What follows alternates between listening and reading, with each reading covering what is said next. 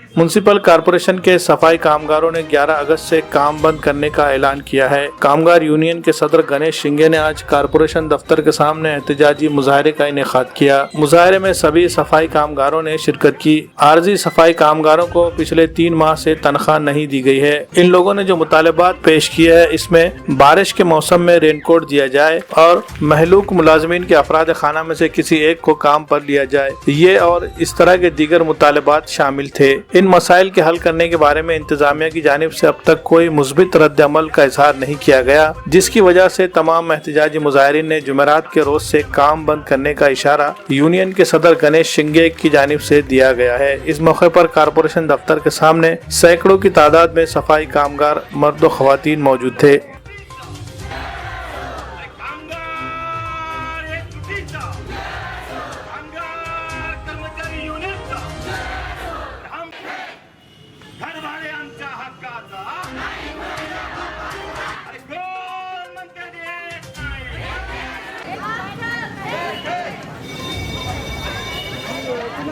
नांदेड वगळा शहर महानगरपालिका अंतर्गत R&B infra project company 21 February 2018 पासून कार्यरत आहे।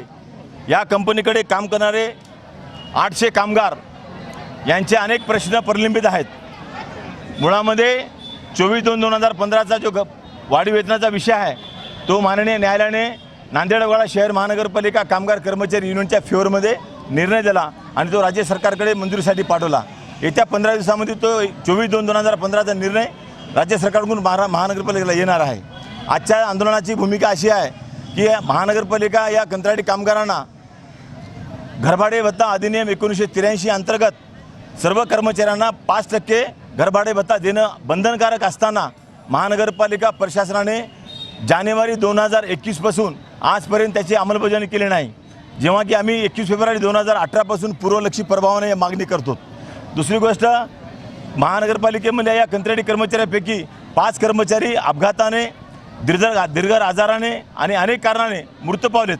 त्या मृत्यू पावलेल्या कामगाराच्या वारसांना कामावर घ्या म्हणून आमची प्रमुख मागणी होती, परंतु मला 12 वाजताच्या मीटिंगमध्ये या कामगारांना उद्या सोमवारी कामावर घेतो असं आश्वासन दिलं आणि लेखी पत्र देतो म्हणले। आता माझ्या हातामध्ये पत्र आहे, नियमाप्रमाणे कारवाई करण्यात येईल।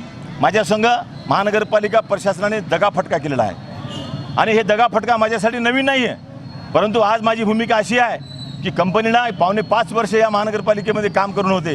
कंपनीचं टेंडर आहे 5 वर्षाचं आणि काम चांगलं असेल त्याला आणखी 2 वर्षाचे एक्सटेन्शन देणार आहेत, परंतु आज मी गेल्या 4 वर्षापासून महानगरपालिका प्रशासनासोबत या कामगाराचे प्रश्न घेऊन ज्यावेळेस आंदोलन करतो तर मी यावेळेस अनेक वेळा कॉम्प्रोमाइज केलेला आहे। काय कॉम्प्रोमाइज केलं की बाबा महापालिका आपली आहे आणि आपण महापालिकेचे आहोत, आम्हाला 4,000ची पगार आज 12,000 मिळते, आम्ही त्याच्यामध्ये समाधानी आहोत, परंतु घरभाडे भत्ता आमच्या हक्काचा आहे, बोनस आमच्या हक्काचा आहे। मृत पावलेल्या कामगारांना कामावर घेणं वारसा हक्कानं अधिनियम आहे ते आमच्या हक्काचं आहे, परंतु महानगरपालिका प्रशासन जे आहे ते या बाबतीमध्ये अतिशय दिरंगाईपणाने वागत आहे आमच्यासोबत।